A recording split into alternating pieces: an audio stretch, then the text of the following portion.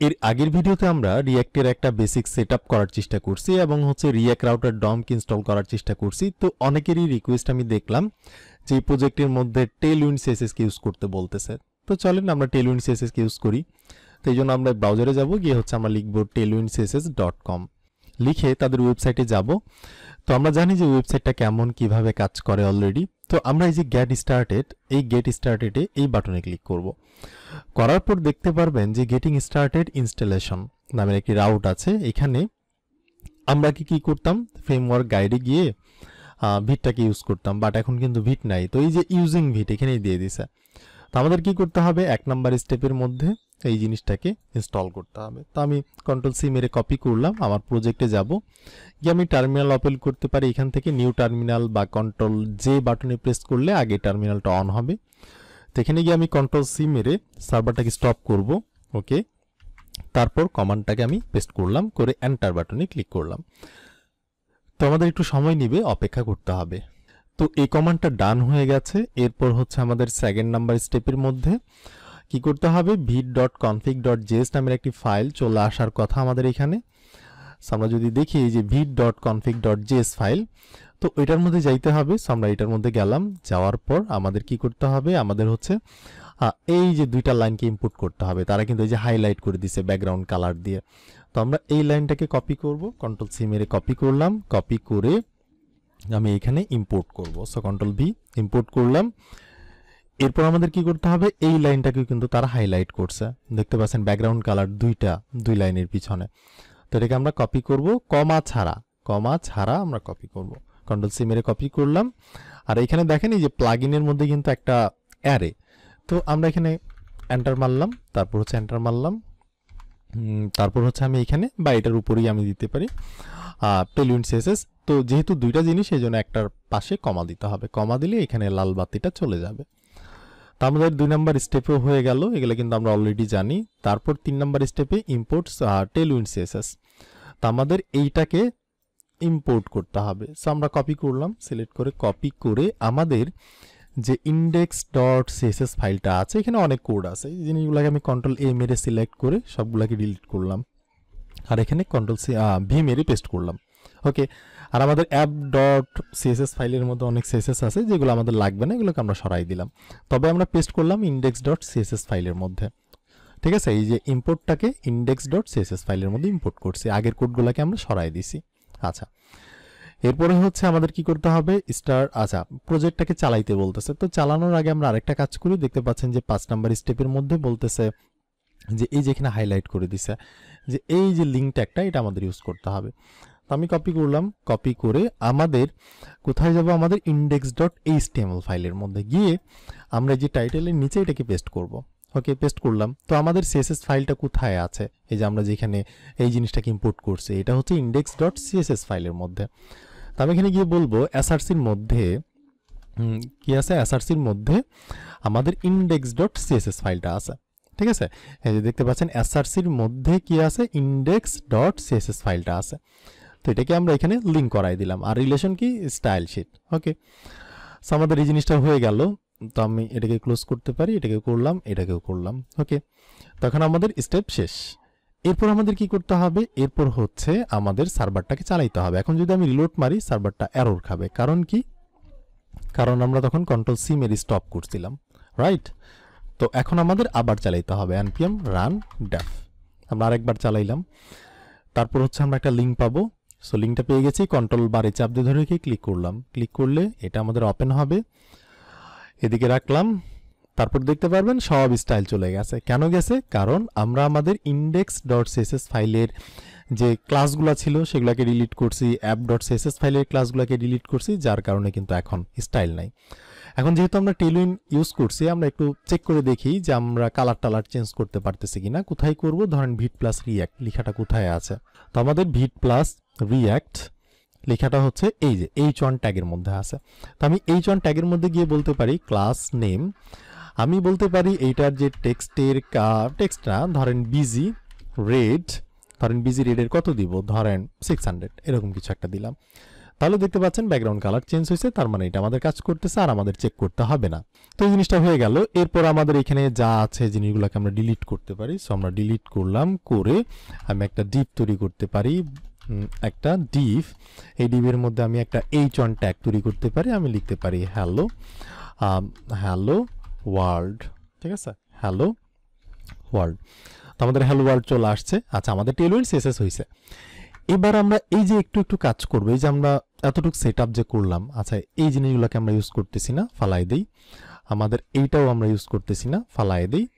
Use স্টেটও আমরা use করতেছি না, ফালাই দিলাম। ওকে, আচ্ছা এই যে আমরা কাজ করতেছি, কাজ করার অবস্থায় ধরেন কম্পিউটার নষ্ট হয়ে গেল বা কারেন্ট চলে গেছে, আপনি কন্ট্রোল এস মেরে সেভ করতে পারলেন না, সময়টা পেলেন না, তখন কিন্তু এই যে কাজগুলো চলে যাবে। এই জন্য যখন প্রজেক্ট বানাবেন তখন মোটামুটি একটা সেট আপ করার পরেই সেটাকে আপনি ঠাস ঠাস করে গিটহাবে পুশ করে দিবেন, যাতে করে না হারায়। যদি কম্পিউটার নষ্ট হয়ে যায়, কারেন্ট চলে যায়, যেটাই হোক, আমরা কিন্তু আবার সেখান থেকে ক্লোন করে আনতে পারবো। তো সেই সেট আপটাও আমরা করে ফেলি। এই জন্য আমাদের কি করতে হবে, এই জন্য আমরা ব্রাউজারে যাব, গিয়ে হচ্ছে আমরা গিটহাব লিখবো, github.com। অবশ্যই কিন্তু আপনার এখানে অ্যাকাউন্ট থাকার কথা, যদি আপনি আমাদের চ্যানেলের সাথে এগিয়ে থাকেন প্রথম থেকে। আমরা কিন্তু অনেকবার এই গিট আর গিটহাব নিয়ে আমাদের একটা চমৎকার প্লেলিস্ট আছে, আপনি বাংলা ভাষায় খুব ভালো বুঝতে পারবেন। সেই প্লেলিস্টটা বেস্ট বলবো না, কিন্তু আপনি দেখে আসেন আগে, তারপর নিজেই ফিডব্যাক দিবেন। তো আমরা এই যে ইউ রিপোজিটরি এখানে চলে গেলাম, কিভাবে তৈরি করতে হয় আমরা কিন্তু অলরেডি জানি।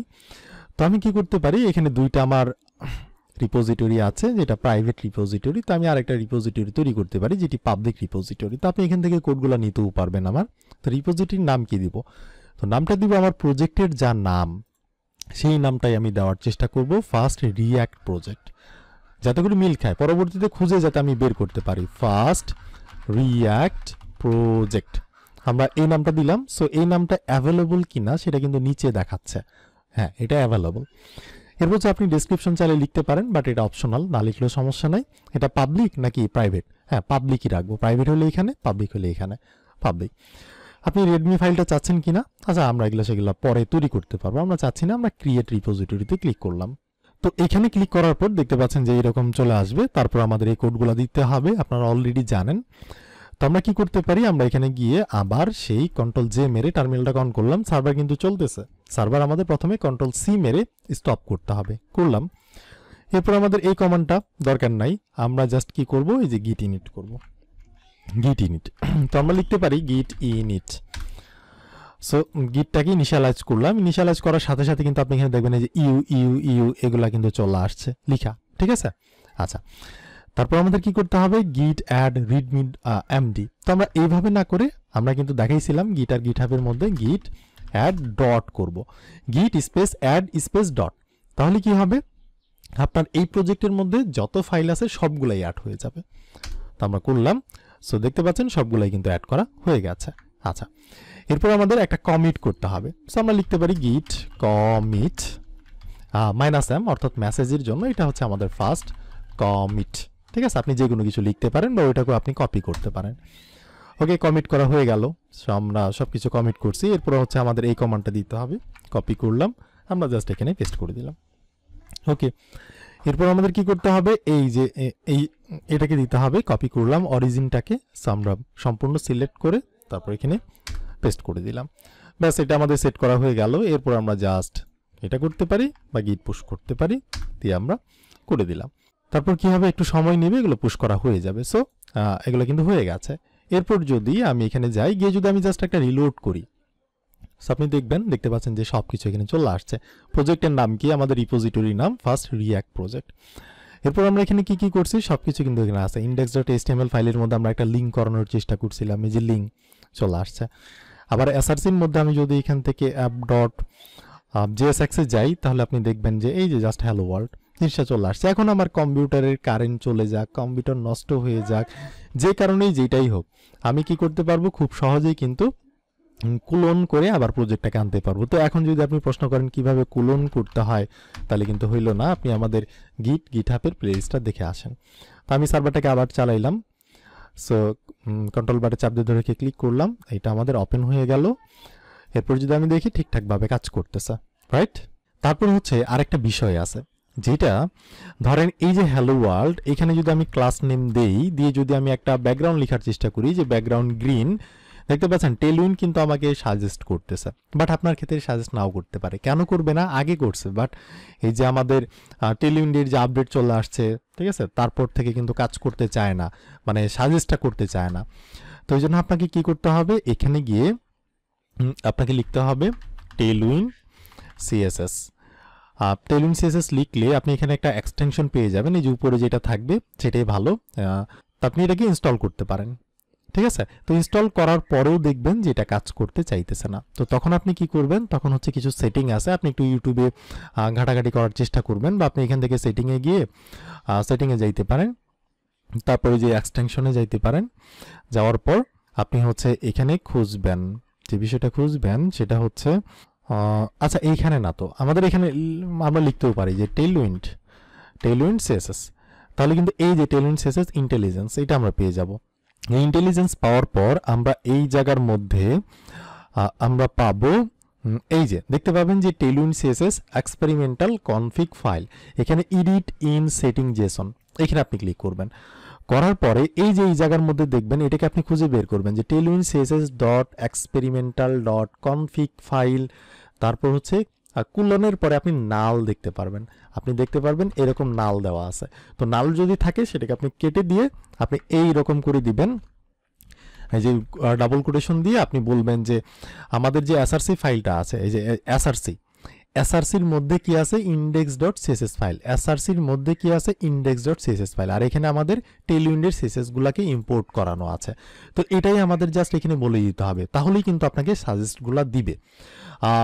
এমনিতেও দিতে পারে, বাট যদি না দেয় সেক্ষেত্রে আপনি এই কাজটা করতে পারেন। যদি না দেয়, যদি সাজেস্টগুলো না করে, যেমন আপনি হচ্ছে প্যাডিং দিবেন, ঠিক আছে, পিওয়াই, এই যে সাজেস্ট করতেছে, এইটা যদি আপনার ক্ষেত্রে না করে তাহলে আপনি সেই কাজটা করতে পারেন, সেখানে অ্যাড করতে পারেন, সোর্সটা আপনি বলে দিতে পারেন। আর যদি কাজ করে তাহলে তো ওয়েল, কথাই নেই। তো এই ভিডিওটা এখানে থাকলো, আপনার সাথে আমার দেখা হচ্ছে, কথা হচ্ছে নেক্সট ভিডিওতে। এই ভিডিওতে কিন্তু আমরা দুইটা জিনিসকে সেট আপ করলাম, একটা হচ্ছে টেলউইন সিএসএস আর একটা হচ্ছে গিটহাবের মধ্যে কিভাবে করতে হয়।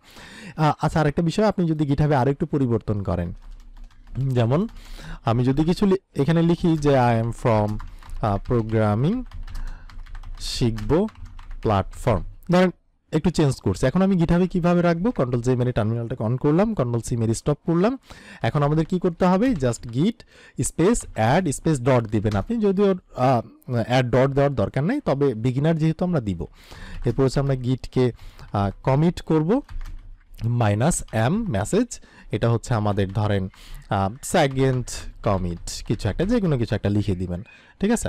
তো আমরা করে দিলাম। এরপর হচ্ছে জাস্ট গিট পুশ করে দিবেন, গিট পুশ করলেই আপনার যে নতুন আপডেট সেটা চলে যাবে। ওকে, এরপর হচ্ছে আমরা যদি এখানে গিয়ে দেখি আমাদের গিটহাবে, আমি যদি রিলোড করি, সো এখন কিন্তু হ্যালো ওয়ার্ল্ড, জাস্ট রিলোড করলাম, এখন দেখতে পারবেন যে এই জিনিসটা চেঞ্জ হয়ে গেছে। ওকে, তো এই ভিডিওতে আমরা দুটো জিনিসকে আবার রিপিট করে ফেললাম। তো আপনার সাথে আমার দেখা হচ্ছে, কথা হচ্ছে নেক্সট আরেকটা ভিডিওতে।